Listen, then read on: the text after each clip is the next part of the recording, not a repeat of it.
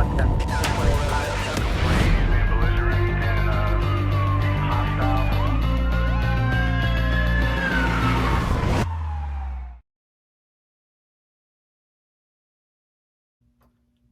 I'm David Roger, General Counsel for Las Vegas Police Protective Association.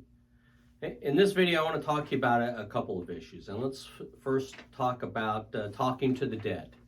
Kind of a catchy title.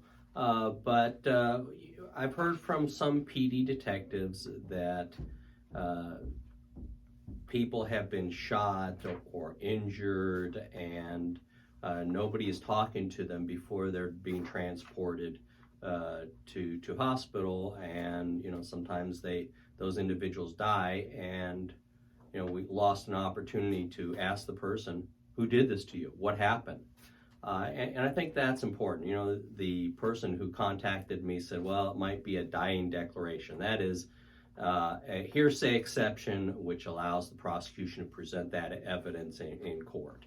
And I'm not sure that that's always going to apply, because a dying declaration is a statement by a person about what happened to them when they know they're about ready to die. And the thought process by the courts is that if someone's on death's door, they're getting ready to meet their maker, they don't want to have a big lie on their chart of bad things that they've done. And so there's an indicia of reliability or truthfulness.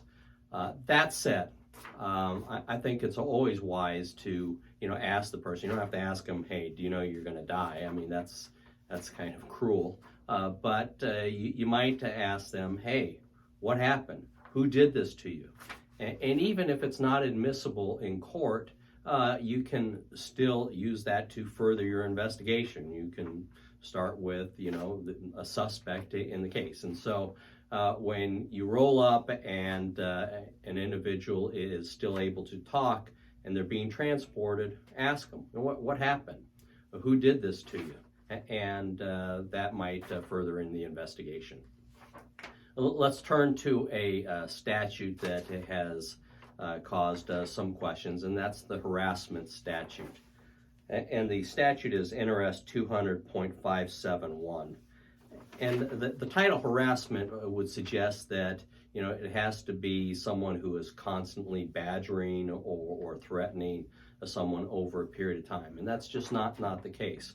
Harassment can be a one-time threat to the life or to injure an individual, so let's talk about this statute for a second. It says, when a person knowingly threatens to cause bodily injury in the future to the person threatened or to another person, or to cause physical damage to the property of another person, or to subject the person threatened or any other person to physical confinement or restraint, or to do any act which is intended to substantially harm the person threatened or any other person with respect to his or her physical or mental health or safety. And the second part is the person must reasonably believe that the threat is legitimate. And so if I walked up to you and said, tomorrow I'm going to beat your rear end, and you say, okay, little guy, you're 5 feet 6 inches tall, bring it. You're obviously not threatened by me. But in summary, the statute can be a one-time threat, a threat to injure an individual mentally or physically, threat to injure property, and the person has to reasonably believe that the threat is going to be carried out. As always, if you have any questions, please contact me at droger@lvppa.com.